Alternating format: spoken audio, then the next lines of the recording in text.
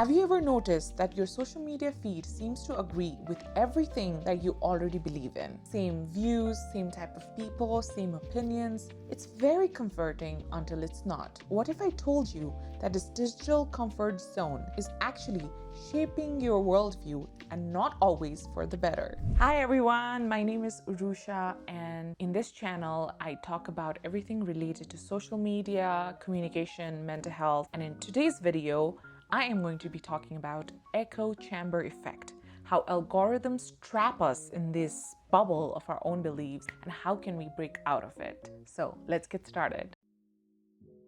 Imagine living in a house where every wall echoes your voice back to you. Your voices, your opinions, your beliefs are bounced back as truth. That's what happens online. The echo chamber effect is when filters on social media filter what you see based on what you like, share, or interact with. And over time, it turns into a mirror, not a window, showing you only the people and ideas that confirm your beliefs. And that's problematic, isn't it? And this isn't just about politics or worldviews, it also applies to your lifestyle, your beauty choices, beauty standards, and even your self-worth. We need to understand two psychological habits. The first, confirmation bias. Confirmation bias is when we actively tend to seek out information which confirms our beliefs and we totally ignore information that does not conform to our beliefs or which challenges us.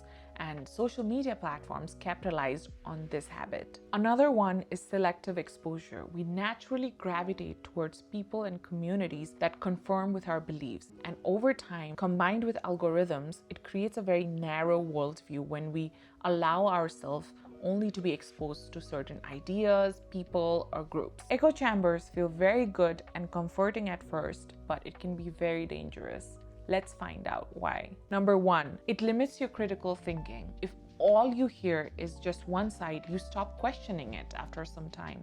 And it can lead to polarization, very rigid thinking, and also intellectual laziness sometimes. Number two, they increase anxiety. If your whole feed is full of outrage, extreme takes, and bad news, then you start feeling like the world is more dangerous and hopeless than it actually is. Number three, they create false consensus. So you might think, oh, everyone else thinks like the way I do, but the reality is that algorithm filtered everyone else out. That leads to misunderstanding in real life conversations and causes division among people. Number four, they make us more reactive. So when you're exposed to only one point of view, you become so defensive when someone disagrees with you, even in person. That harms relationships, collaboration, and unity among people. So what can you do to break out of this echo chamber effect?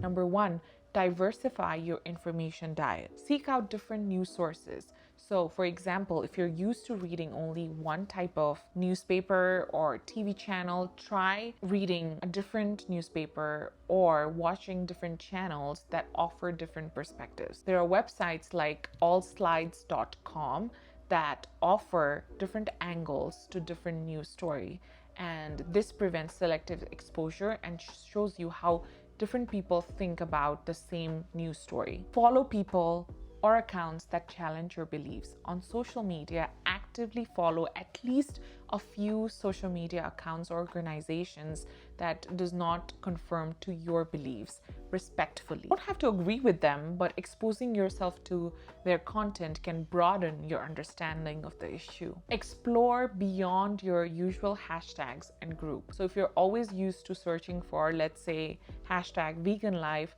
try searching for hashtag carnivore diet just to see what other people are talking about it. You might be surprised, and it forces your brain to engage with new ideas. Practice critical thinking and fact-checking. Question everything. Before you share a post, ask yourself, is this source credible? Is this an opinion or a fact? What evidence is being presented? Fact check, fact check, fact check. Use reputable fact-checking websites like Snopes, PolitiFact, or factcheck.org. Don't just rely on the headline or a shared image. Number three, look for nuance. Life is rarely black and white. It is sometimes gray, and there are so many nuances, complexities, and perspectives with any other situation.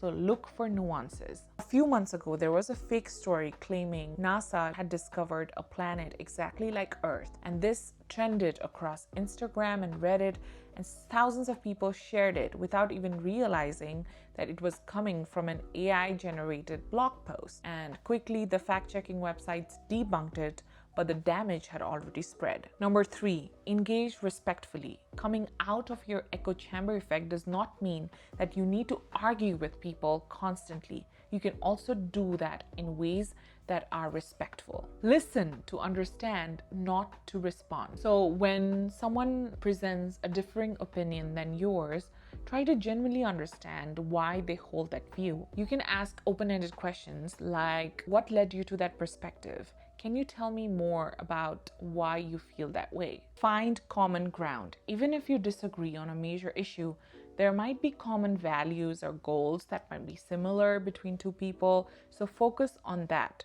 For example, two people can come up with different ways to tackle climate change, but they both might think that a healthy planet is important for everybody. So try to focus on what brings people together than what divides them. Know when to disengage. Not every interaction, online or offline, needs your time or energy. Sometimes it's easy and it's okay to step away because your mental health is more important than getting into an argument with somebody and just, making it worse. Now, I'm going to talk about how you can use AI in everyday life to come out of this echo chamber effect and broaden your understanding. And I'm going to give you exact specific prompt examples that you can enter in ChatGPT or other AI and then see how it can help you to gain different perspectives. Summarize the main arguments for and against. Is AI taking our jobs or helping us? Citing sources from different political leanings, conservative, liberal, and libertarian. So when you hit enter, you can see all these perspectives. There's a conservative perspective. You can see a liberal perspective, anti-AI argument, and you can see a libertarian perspective. So this is how you can have ChatGPT show you different perspectives for the same topic. If you type in, explain the historical context and different interpretation of, let's say, Civil War from at least 3 distinct perspectives and hit enter, this is what you will see. So over here you see from a northern perspective, this is what people thought. From a Confederate Southern perspective, this is what people think. And from African American perspective, this is what people used to think. It also gives you a conclusion. So it gives you all these different perspectives. You can also have AI analyze a piece of text. So for example, you can say, analyze this piece of text. People who use AI tools are just lazy and trying to cheat their way through life. For any potential confirmation bias or emotionally charged language, and suggest alternative, more neutral phrasing. The ChatGPT will analyze it for you and it will tell you exactly what words are emotionally charged, what is the confirmation bias in this one, what is the suggested neutral phrasing, and all of that. You can also have AI create a fictional dialogue. So generate a fictional dialogue between two people with vastly different perspectives on, let's say, is social media harming mental health, where they respectfully explore their disagreements. And if you hit enter, it will create a fictional dialogue between two people, can even give you the setting and what each person can say and what they might be thinking from different perspectives.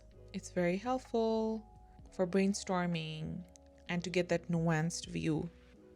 Thank you so much for watching this video till this point, and I really hope the prompts will be useful for you to gain different perspectives and broaden your understanding of the world and get rid of the echo chamber effect and what it's doing to your brain.